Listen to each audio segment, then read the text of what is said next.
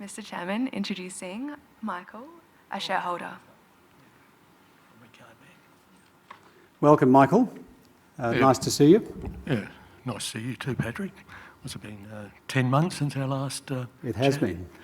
I'm a member of the Bank Warriors, and I'd just like to acknowledge a few people that would have liked to be in here today, but due to the fact that they've got other things on, Selwyn Crapps in mortal combat with the CBA. Rita Mazalewski, she's in WA looking after an invalid father, also studying law. Caroline Thompson, mortal combat with the ANZ. And my idiot friend here, Craig Caulfield, who sold his BOQ shares and forgot about them. Very disappointed with that, Craig. Yes, I take up your challenge. You said stand up, speak up, and challenge the status quo. That's what our people have been doing for a while now. My first question goes regarding BOQ risk going forward, with particular focus on the mandatory and contractual warranty of the Banking Code of Practice, or Code of Banking Practice. My questions are, does the board acknowledge that BOQ and its internal and external lawyers are mandatory, required to comply with Clause 35 of the Code? If not, can you explain why not? If so, is BOQ's board aware of any occasion where its lawyers have not fully complied with Clause 35 of the Code in the past? Thank you for your question, Michael. So absolutely, it is our intention to comply with the Code of Practice. I'm not aware of any instance that we haven't complied, but I might refer that to our Company Secretary and Chief Legal Counsel to come back if there are any incidents that we haven't complied, but certainly I'm not aware that we haven't. I've just got a quick follow-up, thank you very much. The mandatory code of the bank, the mandatory code of the Banking Code of Practice states that in disputes handling will be free of charge and meet the standards set out in the Australian Standard AS 4269-1995.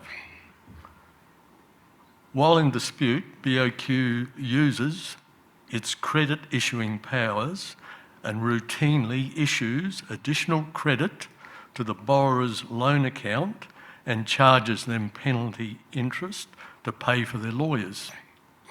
But my question is, apart from the obvious abuse of BOQ's credit issuing powers, can BOQ explain how this is not also a breach of the Code and the standard? Look, I think you're referring to a matter that is over 10 years ago. No, I'm not referring to my own matter, I'm referring to a general matter.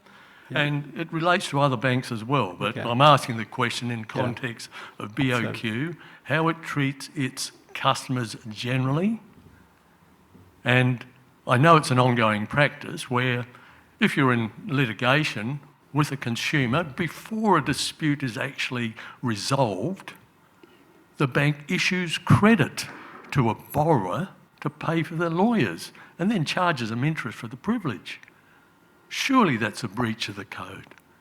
Look, I think I'll have to take that offline, Michael. I am not aware, unless one of my executive wants to make a comment here, of that practice. What I can tell you during COVID is that we basically took the view to enable all of our customers who are suffering hardship to defer payments.